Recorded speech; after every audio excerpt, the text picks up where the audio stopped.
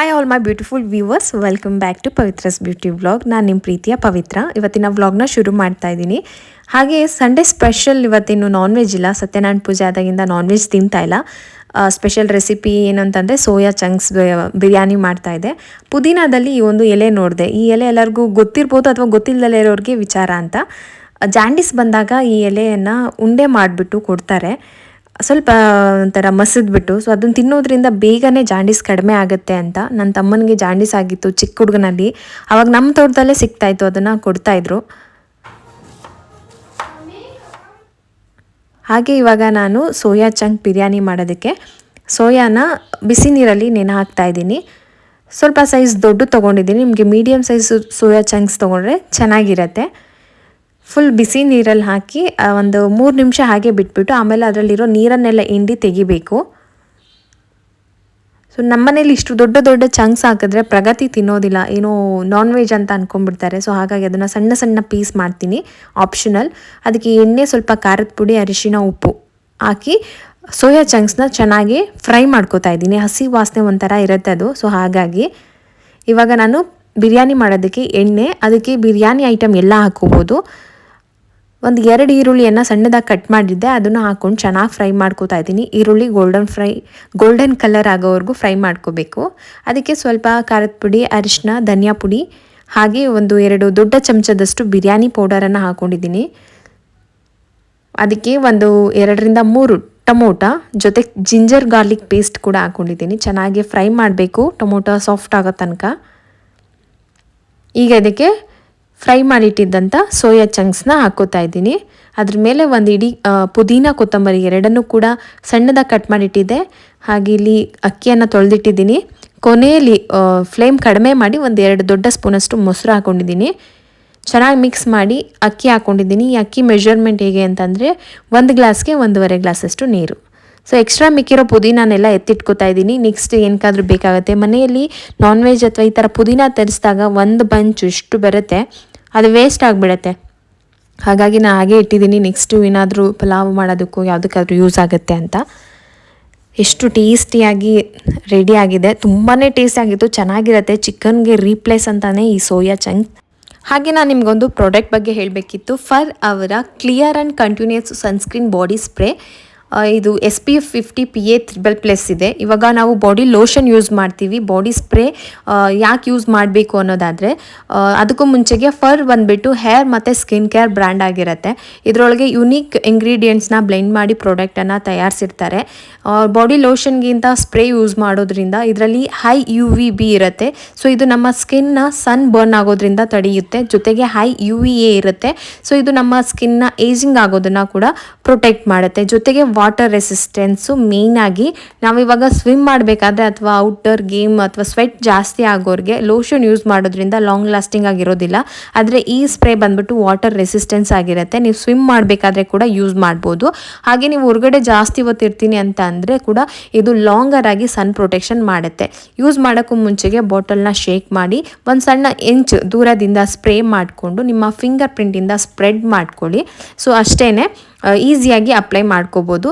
ಇದು ಎಲ್ಲ ಸ್ಕಿನ್ಗೆ ಸೂಟಬಲ್ ಆಗುತ್ತೆ. ಫೇಸ್ಗೆ ಅಪ್ಲೈ ಮಾಡೋಂಗಿದ್ರೆ ಪ್ಯಾಚ್ ಟೆಸ್ಟ್ ಮಾಡಿ ಸ್ಪ್ರೇ ಮಾಡ್ಕೊಳ್ಳಿ ಕೈ ಮೇಲೆ, ಅದನ್ನು ನೀವು ಮುಖಕ್ಕೆ ಅಪ್ಲೈ ಮಾಡ್ಕೋಬೋದು.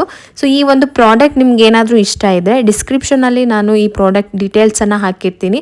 ಜೊತೆಗೆ ನನ್ನ ಕೂಪನ್ ಕೋಡನ್ನು ಕೂಡ ಮೆನ್ಷನ್ ಮಾಡಿರ್ತೀನಿ. ಅದನ್ನು ಯೂಸ್ ಮಾಡಿಕೊಂಡ್ರೆ ಸಣ್ಣ ಡಿಸ್ಕೌಂಟ್ ಸಿಗುತ್ತೆ ನಿಮಗೆ. ಸೊ ನೀವೇನಾದರೂ ಔಟ್ಡೋರಲ್ಲಿ ಜಾಸ್ತಿ ಇರ್ತೀನಿ, ಗೇಮ್ ಆಡ್ತೀನಿ, ಸ್ವಿಮ್ಮಿಂಗಲ್ಲಿ ಇದ್ದೀನಿ ಅಂತಂದರೆ ಈ ಪ್ರಾಡಕ್ಟ್ ನಿಮಗೆ ತುಂಬ ಚೆನ್ನಾಗೇ ಸೂಟ್ ಆಗುತ್ತೆ, ವಾಟರ್ ರೆಸಿಸ್ಟೆನ್ಸ್ ಇರೋದ್ರಿಂದ. ಹಾಗೆ ಹೈ SPF ಇದೆ 50. ಸೊ ಯೂಸ್ ಮಾಡೋ ಹೋಗಿದ್ರೆ ಡಿಸ್ಕ್ರಿಪ್ಷನ್ನ ಒಮ್ಮೆ ಚೆಕ್ ಮಾಡಿ.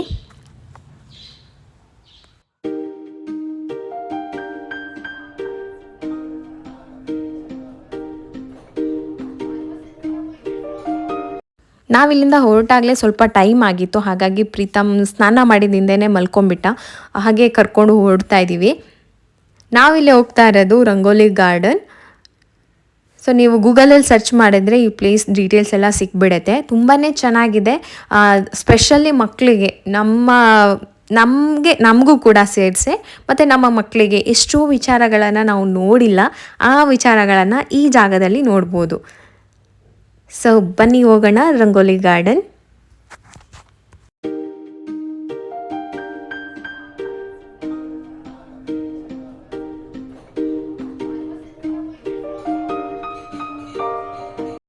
ವೀಕೆಂಡ್ ಆಗಿದ್ದರಿಂದ ಭಾನುವಾರ, ಸೊ ಹಾಗಾಗಿ ಸ್ವಲ್ಪ ಜಾಸ್ತಿನೇ ಕ್ರೌಡ್ ಇತ್ತು ಅಂತ ಹೇಳ್ಬೋದು. ಜನ ಜಾಸ್ತಿ ಇದ್ದರು. ಟಿಕೆಟ್ ಕೌಂಟರು ಕೆಲವೊಂದಿಷ್ಟು ವಿಚಾರಗಳನ್ನು ಇಲ್ಲಿ ನಿಷೇಧ ಮಾಡಿದ್ದಾರೆ ಮತ್ತು ಏನೆಲ್ಲ ಇದೆ ಅಂತ ಹೇಳ್ಬಿಟ್ಟು ಎಂಟ್ರಿಯಲ್ಲೇ ಕೊಟ್ಟಿದ್ದಾರೆ.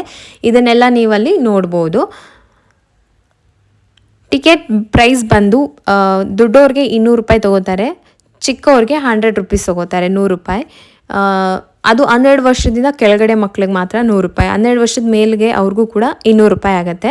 ಸೊ ಬನ್ನಿ, ಒಳಗಡೆ ಹೋಗ್ತಿದ್ದಾಗೆ ನಮಗೆ ಈ ಹಳ್ಳಿಯ ವಾತಾವರಣ ಸೃಷ್ಟಿಯಾಗತ್ತೆ. ಸೊ ನೀವು ಕರೆಕ್ಟಾಗಿ ತುಂಬ ಎಷ್ಟು ವರ್ಷದ ಹಿಂದೆ ಹೋಗ್ತೀರಾ ಅಂತಂದರೆ, ತುಂಬ ವರ್ಷ ಹಿಂದೆ, ಅದು ನನಗೆ ಎಕ್ಸಾಂಪಲ್ ಕೊಡೋಕ್ಕಾಗಲ್ಲ, ಯಾಕೆಂತಂದರೆ ಗೊತ್ತಿಲ್ಲ ಯಾವಾಗ ಆಗಿತ್ತು ನಮ್ಮ ಹಳ್ಳಿ ಅಂತ. ಆದರೆ ಇದನ್ನೆಲ್ಲ ನಾವು ತುಂಬಾ ಮಿಸ್ ಮಾಡ್ಕೋತೀವಿ. ಎಷ್ಟು ಚೆಂದವಾಗಿ ಗೋಲಿ ಆಟ ಆಡ್ತಾ ಇದ್ದಾರೆ, ಇಲ್ಲಿ ಮಕ್ಕಳೆಲ್ಲ ಆಟ ಆಡ್ತಾ ಇದ್ದಾರೆ. ಆಮೇಲೆ ಆ ಒಂದು ಶಿಲೆಗಳು ಏನಿದೆ ಅಲ್ವಾ, ರಿಯಲಿಸ್ಟಿಕ್ ಆಗಿದೆ. ಸಡನ್ನಾಗಿ ನೋಡಿದ್ರೆ ನಿಜವಾದ ಜನ ಏನೋ ಇವರು ಅನ್ನೋಷ್ಟು ರಿಯಲಿಸ್ಟಿಕ್ ಆಗಿರುತ್ತೆ. ನಮ್ಮ ಇಮ್ಯಾಜಿನೇಷನಲ್ಲಿ ನಮ್ಮಮ್ಮ ಹೇಳ್ತಾರೆ, ನಮ್ಮಮ್ಮ ನೋಡಿದ್ದಾರೆ ಇದನ್ನೆಲ್ಲ, ಅಮ್ಮಂಗೆ ಹೇಳ್ಬೇಕಾದ್ರೆ ಇದೆಲ್ಲ ನಾವು ನೋಡಿದ್ದೀವಿ ಅಂತ ಹೇಳ್ತಾಯಿದ್ರು. ಬಟ್ ನಾವು ಅದನ್ನು ಇಮ್ಯಾಜಿನೇಷನ್ ಮಾಡ್ಕೊಳ್ಳೋಕ್ಕಾಗೋದಿಲ್ಲ, ಯಾಕೆ ಅಂತಂದರೆ ನಾವು ನೋಡೇ ಇಲ್ಲ. ಬಟ್ ಅದನ್ನು ಈ ಕಾಲ್ಪನಿಕ ಲೋಕದಲ್ಲಿ ನೋಡ್ಬೋದು, ಕಲ್ಪನೆಯ ಲೋಕ ಅಂತಲೇ ಹೇಳ್ಬೋದು ಇದನ್ನು. ಆದರೆ ಸತ್ಯ, ಹೆಂಗೆ ಡಿಟೇಲಾಗಿ ಆ ಮನೆಗಳನ್ನು ಮಾಡಿದ್ದಾರೆ ಅಂತ ಅಂದರೆ, ರಿಯಲ್ ಆಗಿ ನೀವು ನಿಂತ್ಕೊಂಡು ಆರಾಮಾಗಿ ಆ ಕಾಲನ ಇಮ್ಯಾಜಿನೇಷನ್ ಮಾಡಿಕೊಂಡು ಹೀಗಿತ್ತು ಅಂತ ಕಲ್ಪನೆ ಮಾಡಿಕೊಂಡು ಬರ್ಬೋದು. ಅಲ್ಲಿ ಹಳೆ ಕಾಲದ ಅಂಗಡಿಗಳು ಹೇಗಿತ್ತು, ಅಲ್ಲಿ ವ್ಯಾಪಾರ ಹೇಗಿತ್ತು, ಆ ಒಂದು ಬಾಕ್ಸ್ ನೋಡಿ ನೀವು, ಅಲ್ಲಿ ಮೈಸೂರು ಪಾಕ್ ಇಟ್ಟಿದ್ದಾರೆ. ಆ ಮೈಸೂರು ಪಾಕ್ ರಿಯಲ್ ಏನೋ ಅನ್ನೋ ಥರ ಇದೆ. ಆಮೇಲೆ ಒಳಗಡೆ ಡಬ್ಬಗಳು ನೋಡಿ, ಮೈದಾ ಹಿಟ್ಟು, ಗೋಧಿ ಹಿಟ್ಟು, ಶೇಂಗಾ ಅಂತೆಲ್ಲ ಬರೆದ್ಬಿಟ್ಟು ಬಾಕ್ಸಲ್ಲಿ ಹಾಕಿ, ಅವಾಗ ಹೀಗೆ ಇತ್ತಲ್ವ ಅಂಗಡಿಗಳೆಲ್ಲ. ಆ ಲ್ಯಾಂಪ್ಗಳು ಡೀಟೇಲಾಗಿದೆ. ಹಳ್ಳಿ ಜೀವನನ ಒಂದು ಕ್ಷಣ ನಾವು ನೋಡಬೇಕು ಅಂತಂದರೆ ಇಲ್ಲಿ ಹೋಗಿ ಆರಾಮಾಗಿ ನೋಡ್ಕೊಂಬರ್ಬೋದು. ಅಂದರೆ ಪ್ರತಿಯೊಂದು ಮನೆಗೂ ಒಂಥರ ಡಿಫ್ರೆಂಟಾಗಿ, ಇವಾಗ ಅಗಸ್ರ ಮನೆ ಹೇಗಿರುತ್ತೆ, ಟೈಲರ್ ಶಾಪ್ ಹೇಗಿತ್ತು, ಎಲ್ಲನೂ ಕೂಡ ಡೀಟೇಲಾಗಿ ಕೊಟ್ಟಿದ್ದಾರೆ. ಅಲ್ಲಿ ಒಂದು ಬೆಕ್ಕು ಕೂಡ ಇದೆ ನೋಡಿ ಒಳಗಡೆ. ಸೊ ಇದು ನಾರ್ಮಲ್ ಆಗಿರುವಂಥ ಒಂದು ಮನೆ. ಆ ಮನೆಯಲ್ಲಿ ಒಬ್ಬರು ಅಡುಗೆಗೆ ತರಕಾರಿ ಕಟ್ ಮಾಡ್ತಾ ಇದ್ದಾರೆ. ಹೊರಗಡೆ ಜಗ್ತಿ ಮೇಲೆ ಇಬ್ಬರು ವಯಸ್ಸಾಗಿರೋರು ಕೂತ್ಕೊಂಡು ಮಾತಾಡ್ತಾ ಇದ್ದಾರೆ. ಮಗು ಆಟ ಆಡ್ತಾ ಇದೆ. ಬಾಗಿಲಲ್ಲಿ ಒಂದು ನಾಯಿ ಇದ್ದೇ ಇರುತ್ತೆ. ಸೊ ಈ ಥರ ಅವರ ಕಾಲು ಚೈನು, ಅವ್ರ ಕೂದಲು ಪ್ರತಿಯೊಂದು ಕೂಡ ಅಷ್ಟು ಡೀಟೇಲಾಗಿ ಮಾಡಿದ್ದಾರೆ. ತುಂಬ ಚೆನ್ನಾಗಿದೆ. ಖಂಡಿತ ಮಕ್ಕಳನ್ನ ಕರ್ಕೊಂಡೋಗಿ ಒಂದು ಸರಿ ತೋರಿಸಿ, ಅವರು ಕೂಡ ಆಗಿನ ಕಾಲ ಹೀಗಿತ್ತು ಅಂತ ಹೇಳಿ ಖುಷಿ ಪಡ್ತಾರೆ ಅಂತ ನನಗನ್ನಿಸ್ತು.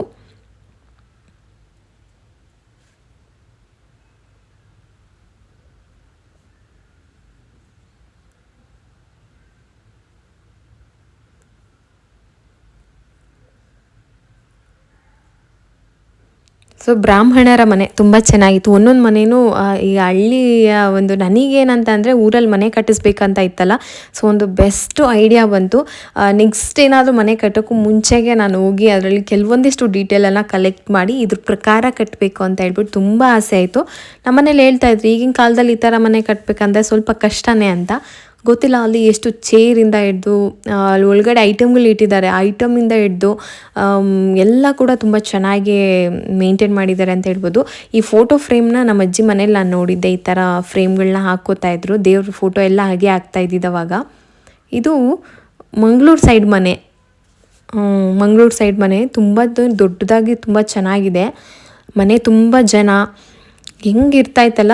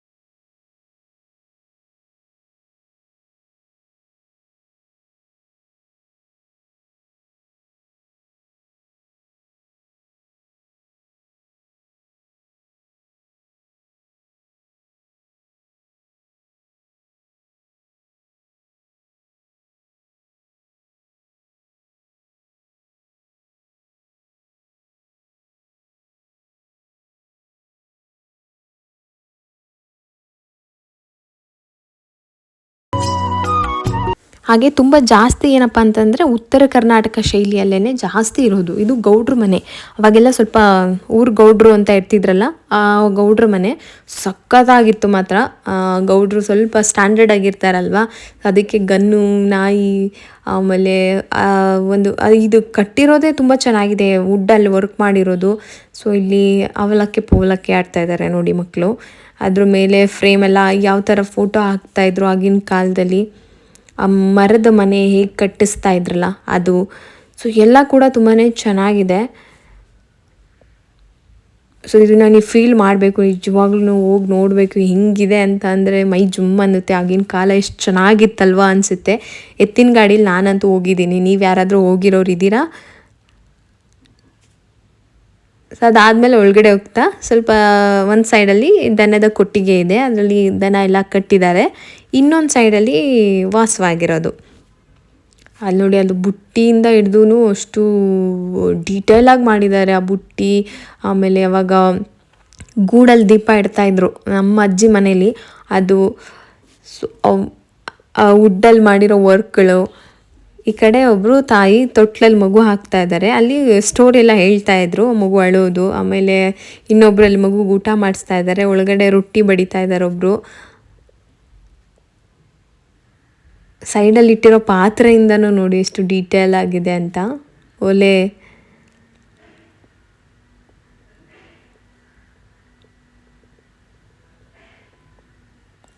ರೇಡಿಯೋ ಇದೆ ನೋಡಿ, ಹಳೆ ಕಾಲದ ರೇಡಿಯೋ. ಹಾಗೆ ಲ್ಯಾಂಪ್ಗಳು, ತೊಟ್ಲು, ಈ ಥರ ತೊಟ್ಲು. ಆದರೆ ಈ ಥರನೇ ಸಿಂಪಲ್ ಆಗಿತ್ತು, ನಮ್ಮ ಅಜ್ಜಿ ಮನೇಲಿತ್ತು ತೊಟ್ಲು. ಈ ಥರ ಮಾಳಿಗೆ ಮನೆಗೆ ಹಾಕಿದ್ರು. ಮಾಳಿಗೆ ಮನೆ ನಮ್ಮ ಅಜ್ಜಿದು. ಒಬ್ಬರು ಮಜ್ಜಿಗೆ ಕಡಿತಾ ಇದ್ದಾರೆ. ಇಲ್ಲಿ ಮಕ್ಕಳು ಟೈರ್ ಓಡಿಸ್ತಾ ಇದ್ದಾರೆ ಹಿಂದೆ. ಅದು ನೋಡಿದ್ರೆ ನೀವು ಸಡನ್ನಾಗಿ ಯಾರೋ ಮಗು ಹೋಗ್ತಾ ಇದೆಯೇನೋ ಅನ್ನೋ ಥರನೇ ಇದೆ. ಒಂದು ಫೋಟೋ ಗಿಟೋ ತೊಗೊಂಬಿಟ್ರೆ. ಸೊ ಈ ಕಡೆ ಸ್ನಾನದ ಮನೆ, ಅಲ್ಲಿ ಮಗುಗೆ ಸ್ನಾನ ಮಾಡಿಸ್ತಾ ಇದ್ದಾರೆ. ಇದು ಪಂಚಾಯಿತಿ ಜಾಗ. ಆ ಕಡೆ ಪಂಚಾಯಿತಿಗೆ ಜನ ಸೇರ್ತಾ ಇದ್ರಲ್ಲ ಆ ಥರ. ನಾನು ಹೇಳಿವ ಜಾಸ್ತಿ ಉತ್ತರ ಕರ್ನಾಟಕ ಶೈಲಿಯಲ್ಲಿದೆ. ಆ ಕಡೆ ಇರೋರಿಗೆ ತುಂಬ ರಿಲೇಟ್ ಆಗುತ್ತೆ.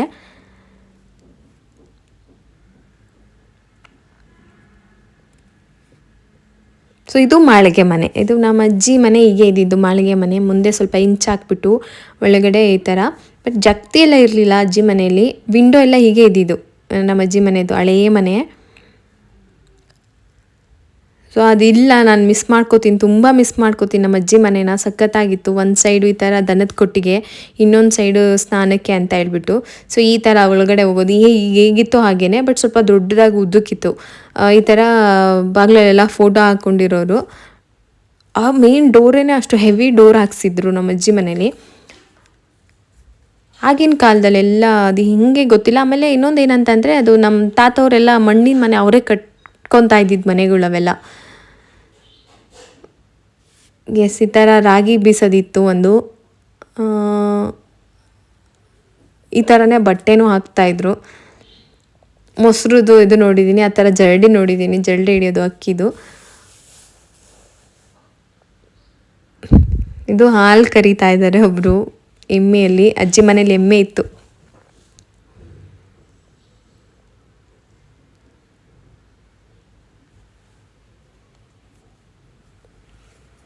ಸೊ ಇನ್ನೊಂದು ಮಾಳಿಗೆ ಮನೆ ಅಂತ ನೆನಪಾಗೋದು ಗವಾಸಿ ಅಂತ. ನೀವು ಯಾರಾದರೂ ಕೇಳಿದ್ದೀರಾ ಅಥವಾ ಹೊಸ ವರ್ಡ್ ಏನೋ ಗೊತ್ತಿಲ್ಲ. ಮನೆ ಮೇಲೆ ಗಾಳಿ ಮತ್ತು ಹೊಗೆ ಹೋಗಲಿ ಅಂತ ಹೇಳ್ಬಿಟ್ಟು ಹೋಲ್ ಥರ ಮಾಡ್ತಾಯಿದ್ರು ಎಲ್ಲ ರೂಮ್ಗೂ. ಅದು ಮಳೆ ಬಂದರೆ ಸಾಕು, ನಮ್ಮ ತಾತ ಗವಾಸಿ ಮುಚ್ಚಿ ಮಳೆ ಬರ್ತಾಯಿದೆ ಒಳಗಡೆ ನೀರು ಬಂದುಬಿಡುತ್ತೆ ಅಂತ. ಆವಾಗ ಮಾಳಿಗೆ ಮನೆ ಮೇಲೆ ಹಿಂದೆ ಏಣಿ ಇಟ್ಟಿರೋರು, ಏಣಿ ಹತ್ಕೊಂಡು ಹೋಗಿ ಗವಾಸಿ ಮುಚ್ಚಿಬಿಟ್ಟು ಬರಬೇಕಿತ್ತು. ಸೊ ಒಬ್ರು ಬಾಗಿಲು ರಂಗೋಲೆ ಹಾಕ್ತಾ ಇರೋರು, ನಮ್ಮ ಅಜ್ಜಿ ತೊಗೊಂಡೋಗಿ ಪಾತ್ರೆ ಹೊರಗಡೆ ಇಡೋರು. ಸೊ ಎಲ್ಲ ನಮ್ಮ ಅಜ್ಜಿದು ಆ ದಿನಗಳು ನನಗೆ ಹಂಗೆ ನೆನಪಾಗ್ತಾಯಿತ್ತು. ಬಾಗಿಲಲ್ಲೇ ಬಟ್ಟೆ ಎಲ್ಲ, ಬಾಗಿಲಲ್ಲೇ ಪಾತ್ರೆ ಎಲ್ಲ ತೊಗೊಂಡೋಗಿ ಹಾಕಿ ಬೂದಿಯಲ್ಲಿ ತೊಳೆದ್ಬಿಟ್ಟು ಒಳಗಡೆ ತೊಗೊಂಡು ಹೋಗ್ತಾಯಿದ್ರು ಮನೆ ಮುಂದೆ ಡೈಲಿ. ಸೊ ಇದು ಅಗಸ್ರ ಮನೆ. ಅಗಸ್ರ ಮನೆ ಹೇಗಿರುತ್ತೆ ಅಂದರೆ, ಅಗಸ್ರಿಗೆ ಏನು ಕೆಲಸ, ಏನು ಯಾವ ಥರ ಅವರು ಥಿಂಗ್ಸ್ನೆಲ್ಲ ಇಟ್ಕೊತಾ ಇದ್ರು ಅವಾಗ, ಆ ಥರ ಪ್ರತಿಯೊಬ್ಬರು ಮನೆಯೂ ತೋರಿಸಿದ್ದಾರೆ. ಕುಂಬಾರರ ಮನೆ ಹೇಗಿರುತ್ತೆ, ಅಗಸ್ರ ಮನೆ ಹೇಗಿರುತ್ತೆ. ಸೊ ಸೊ ಇದು ಬಂದುಬಿಟ್ಟು ತೊಟ್ಟಿ ಮನೆ ಅಂತ ಅಂದರೆ ನಮ್ಮ ಅಜ್ಜಿದು ಒಬ್ಬರು ರಿಲೇಷನ್ ಇದ್ದರು. ಅವರು ನಮ್ಮ ಅಜ್ಜಿ ತವ್ರ ಮನೆನೋ ಅಥವಾ ಅವ್ರ ಅಕ್ಕನ ಮನೆನೋ ನನಗೆ ಗೊತ್ತಿಲ್ಲ. ನಾನು ತುಂಬ ಚಿಕ್ಕ ಹುಡುಗಿನಲ್ಲಿ ಒಂದಿನ ಹೋಗಿದ್ದೆ. ಇಷ್ಟು ದೊಡ್ಡ ಮನೆ ಅಂತಂದರೆ ಸಿಕ್ಕಾಪಟ್ಟೆ ದೊಡ್ಡ ಮನೆ, ತೊಟ್ಟಿ ಮನೆಯೇ ಅದು. ಹೇಳಕ್ಕೆ ಅಸಾಧ್ಯ ಅಷ್ಟು ದೊಡ್ಡ ಮನೆ. ಒಂದು ದನದ ಕೊಟ್ಟಿಗೆ ಅದು ಎಲ್ಲನೂ ಸೇರಿ ಆ ಬಾವಿಯಿಂದ ಪೈಪೆಲ್ಲ ಹಾಕ್ಕೊಂಡಿದ್ರು. ನನಗೆ ಗೊತ್ತಿಲ್ಲ ಇವಾಗ ಅದು ಯಾರು ಅಂತ. ನಾನು ನೆಕ್ಸ್ಟ್ ಟೈಮ್ ಹೋದ್ರೆ ಖಂಡಿತ ಅವ್ರ ಮನೆಗೆ ಹೋಗಿ ವಿಡಿಯೋ ಮಾಡಬೇಕು ಅಂತ ಅಂದ್ಕೊಂಡಿದ್ದೀನಿ. ಒಳಗಡೆನೆ ಮೆಟ್ಲೆಲ್ಲ ಇರುತ್ತೆ. ಅಲ್ಲೊಂದು ಅಜ್ಜಿ ಇದ್ದರು. ಆ ಅಜ್ಜಿ ಇದು ಏನಪ್ಪ ಮೈಲಿಗೆ ಅಂತ ಎಷ್ಟು ಸ್ಟ್ರಿಕ್ಟ್ ಆಗಿದ್ರು ಅಂತಂದರೆ ಬಹುಶಃ ಅವ್ರಿಗೆ ಇರಲ್ಲ ಅಷ್ಟು ಸ್ಟ್ರಿಕ್ಟ್. ಅವ್ರಿಗೆ ಸಪ್ರೇಟ್ ಅಡುಗೆ ಮನೆ ಇತ್ತು, ಅವ್ರಿಗೆ ಸಪ್ರೇಟ್ ರೂಮ್ ಇತ್ತು, ಅಲ್ಲಿ ಯಾರು ಹೋಗೋವಾಗಿಲ್ಲ. ಆಮೇಲೆ ಅವ್ರ ಅಡುಗೆ ಮನೇಲಿ ಯಾರು ಏನೂ ಮಾಡೋಂಗಿಲ್ಲ ಆ ಥರ. ಅವಾಗಿನ ಕಾಲದ ಅಜ್ಜಿ ತುಂಬ ಸ್ಟ್ರಿಕ್ಟು.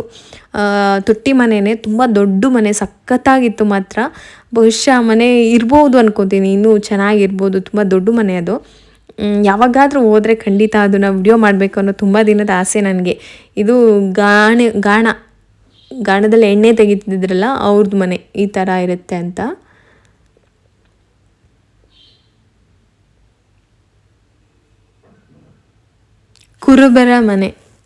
ಕುರುಬರ ಮನೆ ಅಂತಂದರೆ ಎಷ್ಟು ಚೆಂದ ಇತ್ತಲ್ವ ಆ ಜೀವನ. ಮನೆ ತುಂಬ ಜನ, ಮನೆ ತುಂಬ ಇದು ಎಷ್ಟು ವಿಶಾಲವಾಗಿರೋ ಮನೆ, ಓಪನ್ ಪ್ಲೇಸ್ಗಳಿರ್ತಾಯಿತ್ತು, ಆಟಗಳು. ಸೊ ಇವಾಗೆಲ್ಲ ನೋಡೋಕ್ಕಷ್ಟೇ ಸಾಧ್ಯ ನಮಗೆ ಈ ಥರ. ಬಹುಶಃ ಇದಕ್ಕೊಂದು ದೊಡ್ಡ ಥ್ಯಾಂಕ್ಸ್ ಹೇಳಬೇಕು ಈ ಒಂದು ಕ್ರಿಯೇಟರ್ಗೆ. ಇದನ್ನು ಹೇಗೆ ಒಂದು ಐಡಿಯಾ ಮಾಡಿ ಈ ಥರ ಮಾಡಬೇಕು. ಹಳ್ಳಿ ಜೀವನ ಏನು, ನಮ್ಮ ಮಗಳು ಇದು ನೋಡ್ಬಿಟ್ಟು ಮಮ್ಮಿ ಇದು ಸರಿ ಮಾಡ್ತಾ ಇದ್ದಾರೆ ನೋಡು ಮಮ್ಮಿ ಅಂತ ಹೇಗೆ ಕ್ರಿಯೇಟ್ ಮಾಡಿ ಅದನ್ನು ಮುಂದಿನ ಪೀಳಿಗೆಗೆ ಅದು ಹೀಗಿತ್ತು, ಆ ವಸ್ತುಗಳು ಹೀಗಿದ್ದೋ, ಈ ಥರ ಇತ್ತು ಅವರ ಜೀವನ ಶೈಲಿ ಅಂತ ತೋರಿಸಿದಾರಲ್ಲ, ನಿಜವಾಗ್ಲೂ ಗ್ರೇಟ್ ಅಲ್ವಾ. ಇಲ್ಲ ಅಂತಿದ್ರೆ ಬಹುಶಃ ಇದು ನಮಗೆ ಗೊತ್ತಿಲ್ಲ, ನಾನೇ ನೋಡಿಲ್ಲ. ಆ್ಯಕ್ಚುಲಿ ನನ್ನ ಏಜಿಗೆ ನಾನು ಸ್ವಲ್ಪ ಕಡಿಮೆನೇ ನೋಡಿರೋದು ಈ ಥರದ್ದೆಲ್ಲ. ಬಟ್ ನಮ್ಮ ಮಕ್ಕಳು ಇದ್ವಾನ ನೋಡಿಲ್ಲ. ಈಗ ಇರೋ ಒಂದು ಇದೇ ಅವ್ರಿಗೆ ಇರೋದು. ಬಟ್ ಇದೊಂದು ಇರೋದಕ್ಕೆ ಅವ್ರಿಗೆ ಕರ್ಕೊಂಡು ಬಂದು ತೋರಿಸಿ ಅಲ್ಲಿ ಎಷ್ಟೊಂದು ಜನ ಎಕ್ಸ್ಪ್ಲೇನ್ ಮಾಡ್ತಾಯಿದ್ರು. ಅವಾಗ ತೊಟ್ಟಿ ಈ ಥರ ಇತ್ತು, ಹಸು ಹೀಗೆ ಕಟ್ತಾಯಿದ್ವಿ, ಹೀಗಿತ್ತು ಹಾಗಿತ್ತು. ಅವ್ರಿಗೆ ಒಂಥರ ಖುಷಿ ಅಪ್ಪ ಅಮ್ಮನಿಗೆ ಅದನ್ನು ಎಕ್ಸ್ಪ್ಲೇನ್ ಮಾಡೋದಕ್ಕೆ. ಬಹುಶಃ ನಾವು ಅಪ್ಪ ಇದ್ದು ಏನಾದರೂ ಕರ್ಕೊಂಬಂದಿದ್ರೆ ಅವ್ರು ಇನ್ನೂ ದೊಡ್ಡ ಕತೆ ಹೇಳ್ತಿದ್ರೋ ಏನೋ, ಅಷ್ಟು ಚೆನ್ನಾಗಿತ್ತು. ಇಲ್ಲಿ ಬಟ್ಟೆ ಒಗಿತಾ ಇದ್ದಾರೆ ಒಬ್ಬರು. ಎಷ್ಟು ಚೆನ್ನಾಗಿದೆ ನೋಡಿ ಅದು ಒಂದು ಶಿಲೆ, ಅದೇನು ಅಂತಾರಲ್ಲ ಅದು ಸ್ಟ್ಯಾಚ್ಯೂಗಳು. ಅಲ್ಲಿ ಒಂದು ಮಗು ಹಾಕ್ಕೊಂಡು ತಾಯಿ ಮಲಗಿದ್ದಾರೆ, ಇಲ್ಲಿ ಅಮ್ಮ ಏನೋ ಮಾಡ್ತಾ ಇದ್ದಾರೆ, ಖಾರ ಹರಿತಾ ಇದ್ದಾರೆ. ಸೊ ನಾನು ಹೇಳ್ದಂಗೆ ಇದು ಜಾಸ್ತಿ ಉತ್ತರ ಕರ್ನಾಟಕ ಶೈಲಿಯಲ್ಲೇ ಇದೆ. ಅವರು ಬಟ್ಟೆ ಅದು ಎಲ್ಲ ನೋಡಿದ್ರೆ ಗೊತ್ತಾಗುತ್ತಲ್ಲ.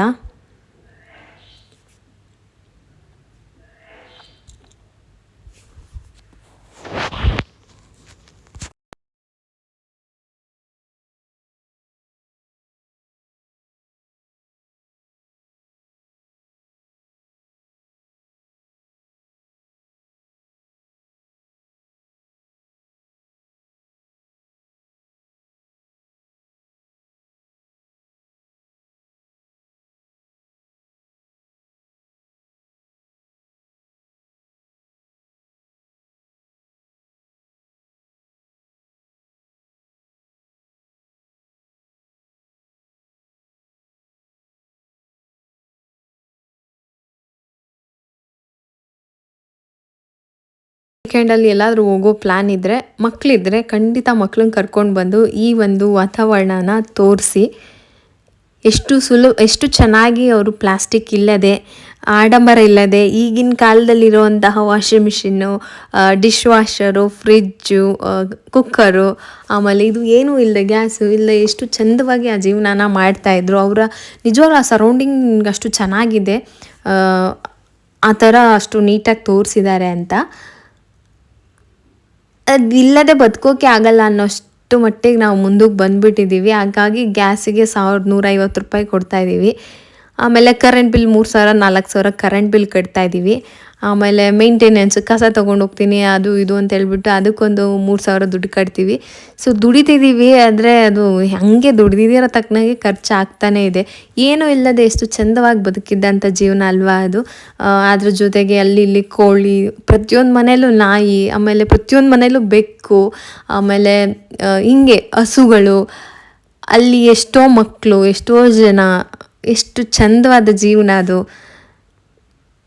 ಎತ್ತಿನ ಗಾಡಿ, ತುಂಬ ಚೆನ್ನಾಗಿದೆ ಅಲ್ವಾ? ಪ್ರತಿಯೊಂದು ಮನೆಯಲ್ಲೂ ಕೋಳಿನೂ ಇದೆ. ನಾವು ನೋಡಿದ ಜೀವನನೂ ನಮ್ಮ ಮಕ್ಕಳು ನೋಡ್ತಾ ಇಲ್ಲ. ಓಕೆ, ನೋಡಿ ಅಲ್ಲಿಬ್ಬರು ಕೂತಿದ್ದಾರಲ್ಲ, ಅವ್ರನ್ನ ನಾನು ಸ್ಟ್ಯಾಚ್ಯೂ ಅಂತ ಅಂದ್ಕೊಂಬಿಟ್ಟಿದ್ದೆ. ಕೊಡಗು ಸೈಡ್ ಮನೆ ಕೂಡ ಇದೆ, ಕೊಡಗಲ್ಲಿ ಹೇಗೆ ಇರುತ್ತೆ ಅಂತ. ಸೊ ನಿಮ್ಗೆ ಏನಾದರೂ ವಿಲೇಜ್ ಟೈಪಲ್ಲಿ ಯಾವುದಾದ್ರೂ ಹಳ್ಳಿಯಲ್ಲಿ ಮನೆ ಕಟ್ಟಬೇಕು, ಆಗಿನ ಕಾಲದನ್ನು ರಿಕ್ರಿಯೇಟ್ ಮಾಡಬೇಕು ಅಂದರೆ ಖಂಡಿತ ನೀವು ಇದನ್ನು ನೋಡ್ಬೋದು ಒಂದ್ಸರಿ. ಇದು ಸ್ಕೂಲು ಪಾಠ ಮಾಡ್ತಾ ಇರೋದು.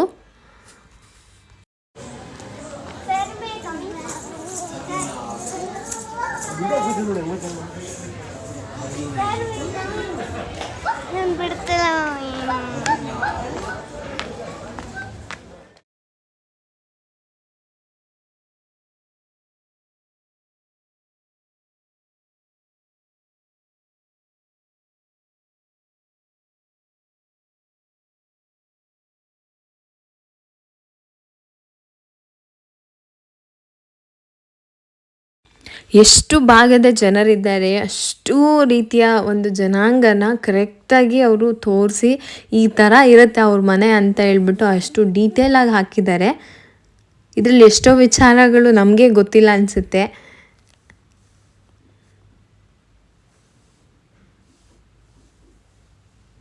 ಮತ್ತು ಆ ಮನೆಗಳ ಮುಂದೆ ಅದರ ಡೀಟೇಲನ್ನು ಕೂಡ ಅವರೇ ಬರೆದಿರ್ತಾರೆ. ಇದು ಸುಣ್ಣ ಮಾಡ್ತಾ ಇರೋದು, ಸುಣ್ಣ ಸುಡ್ತಾ ಇರೋದು ಟ್ರೆಡಿಷ್ನಲ್ ಫಾರ್ಮರ್ ಸಿಸ್ಟಮ್.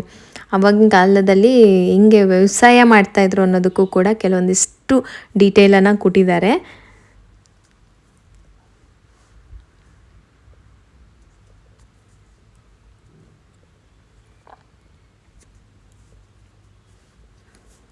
ಹಾಗೆ ಈ ಗೇಮ್ ಕೂಡ ನಾವು ಆಡಿದ್ದೀನಿ, ಐಸಮ್ ಪೈಸ. ಎತ್ತಿನ ಗಾಡಿಯಲ್ಲಿ ಇಬ್ಬರು ಕುತ್ಕೊಂಡ್ಬಿಟ್ಟು ಆ ಕಡೆ ಈ ಕಡೆ ಆಡೋದು. ಸೊ ಈಗ ಇದು ಆಡಿದ್ದೀವಿ.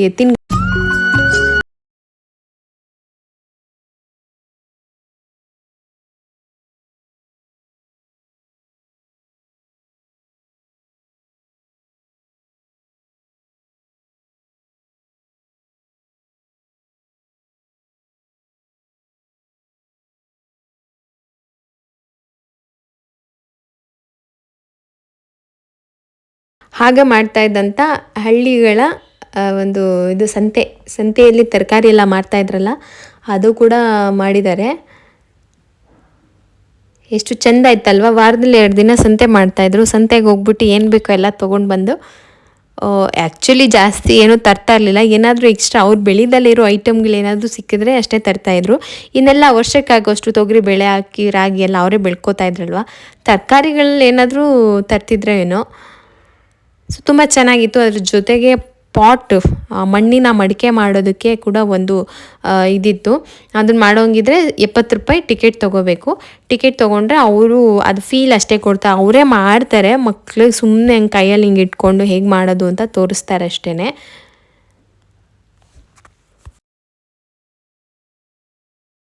ಬಹುಶಃ ನಿಮಗೆ ವಿಡಿಯೋ ಲೆಂತಿ ಆಯಿತು ಅಂತ ಅನ್ನಿಸ್ಬೋದು, ಆದರೆ ನಾನು ಅಲ್ಲೊಂದು ಇಲ್ಲೊಂದಿಷ್ಟು ತೋರಿಸಿದ್ರೆ ಅಟ್ಲೀಸ್ಟ್ ವಿಡಿಯೋ ಮುಖಾಂತರನಾದರೂ ನೋಡೋರಿಗೆ ಹೆಲ್ಪ್ ಆಗುತ್ತೆ ಅಂತ, ಬೇರೆ ಕಡೆ ಇರೋರಿಗೆ ಅಂತ ಹೇಳ್ಬಿಟ್ಟು ನಾನು ವಿಡಿಯೋನ ಜಾಸ್ತಿ ಕಟ್ ಮಾಡಿಲ್ಲ. ಏನು ಶೂಟ್ ಮಾಡಿದ್ನೋ ಅದನ್ನೇ ಹಾಕಿದ್ದೀನಿ. ನಿಮಗೂ ಕೂಡ ಒಂದು ಆ ಫೀಲ್ ಗೊತ್ತಾಗಲಿ ಅಲ್ಲಿ ಹೇಗಿದೆ ಅಂತ ಹೇಳ್ಬಿಟ್ಟು ಅಷ್ಟೇ. ಅದರಲ್ಲಿ ಯಾವ ಶೇಪಲ್ಲಿ ನಿಮ್ಗೆ ಏನು ಬೇಕು ಅಂತ ಕೇಳ್ತಾರೆ, ಆ ಶೇಪಲ್ಲಿ ಅವರು ಮಾಡಿ ಕೊಡ್ತಾರೆ. ಅವರೇ ಮಾಡ್ತಾರೆ. ಸುಮ್ಮನೆ ನನ್ನ ಮಗಳು ಅದನ್ನ ಹಿಂಗೆ ಇಟ್ಕೊಂಡು ಅದು ಹೆಂಗೆ ಮಾಡೋದು ಅಂತ ಫೀಲ್ ಮಾಡ್ಬೋದು ಅಷ್ಟೇ.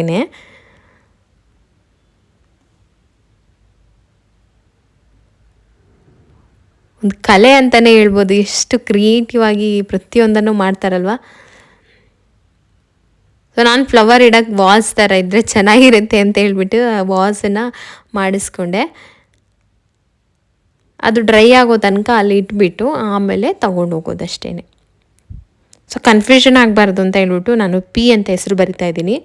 ಅದ್ರ ಜೊತೆಗೆ ಅಲ್ಲಿ ಹಳ್ಳಿ ಅಂಗಡಿ ಅಂತ ಕೂಡ ಇದೆ. ಅದರಲ್ಲಿ ಕೆಲವೊಂದಿಷ್ಟು ವುಡ್ ಐಟಮ್ಗಳು, ಏನೋ ಒಳ್ಳೊಳ್ಳೆ ಐಟಮ್ಗಳು ಇದ್ದಾವೆ, ಬೇಕಾದವ್ರು ತೊಗೋಬೋದು. ಬಟ್ ನನಗೇನು ಅಷ್ಟು ಏನು ತೊಗೋಬೇಕಂತ ಅನ್ನಿಸ್ಲಿಲ್ಲ.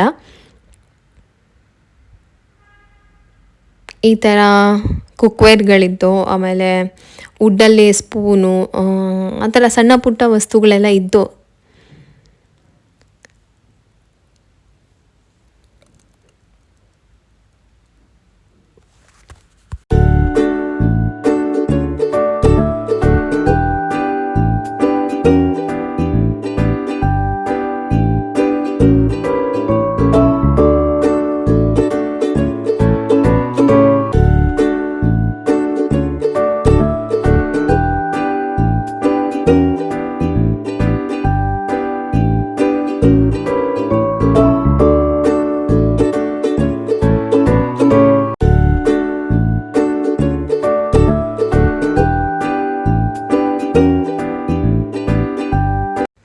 ಹಾಗೆ ಅಲ್ಲಿಂದ ತುಂಬ ಎಕ್ಸ್ಪೆಕ್ಟೇಷನಲ್ಲಿ ನಾನು ಹೋಗಿದ್ದು ಉತ್ತರ ಕರ್ನಾಟಕ ಶೈಲಿದು ಊಟ, ಜೋಳದ ರೊಟ್ಟಿ ಅದೇನೋ ಊಟ ಇರುತ್ತೆ, ಎಣ್ಣೆ ಬದನೆಕಾಯಿ ಅಂತ.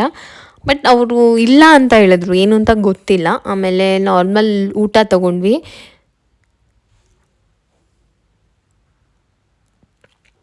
ಹಾಗೆ ಅಲ್ಲಿ ಕುದುರೆ ಗಾಡಿ ಇದೆ, ಮತ್ತು ಹಾರ್ಸ್ ರೈಡಿಂಗ್ ಕೂಡ ಇದೆ. ಪ್ರಗತಿ ಕೇಳಿದ್ರು ಹಾರ್ಸ್ ರೈಡಿಂಗ್ ಹೋಗೋಣ ಅಂತ.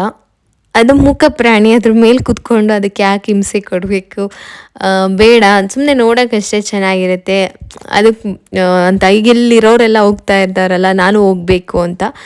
ಅದೇ ಕುದುರೆಗೆ ಮಾತಾಡೋಕ್ಕೆ ಬರೋಂಗಿದ್ದಿದ್ರೆ ಸರಿಯಾಗಿ ಬೈತಿತ್ತು ನಿಮ್ಗೆಲ್ಲರಿಗೂ. ಅದ್ರ ಮೇಲೆ ಯಾಕೆ ಆ ಥರ, okay horse riding okay, but ಆ ಕುದುರೆ ಜಟ್ಕ ಇದನ್ನು ಓಡಿಸೋದು ಪಾಪ ಅವಕ್ಕೆ ಎಷ್ಟು ಕಷ್ಟ ಆಗುತ್ತೆ. ಸೊ ಹಾಗಾಗಿ ನಾನು ಅದು ಬೇಡ ಅಂತ ಹೇಳ್ಬಿಟ್ಟು ಅಲ್ಲಿಗೆ ಮುಗೀತು ನಮ್ಮದು ರಂಗೋಲಿ ಗಾರ್ಡನ್ ವಿಸಿಟ್ ಮಾಡಿದ್ದು. ನನ್ನ ಮಗ ಅಂತೂ ಯಾರ ಕೈಗೂ ಸಿಕ್ಕಿಲ್ಲ, ಇಡೀ ರಂಗೋಲಿ ಗಾರ್ಡನ್ ಓಡಾಡಿದ್ದಾನೆ. ಆಮೇಲೆ ಬಾ ಬಾ ಅಂತ ನಮ್ಮನ್ನೇ ಕರೆಯೋದು, ಎಲ್ಲರನ್ನೂ ಪರಿಚಯ ಮಾಡ್ಕೊಳ್ಳೋದು, ಎಲ್ಲರ ಹತ್ರ ಹೋಗಿ ಮುಖ ನೋಡಿ ನಗೋದು. ಸೊ ಹೀಗೆ ಮಾಡ್ತಾ ಇದ್ದ.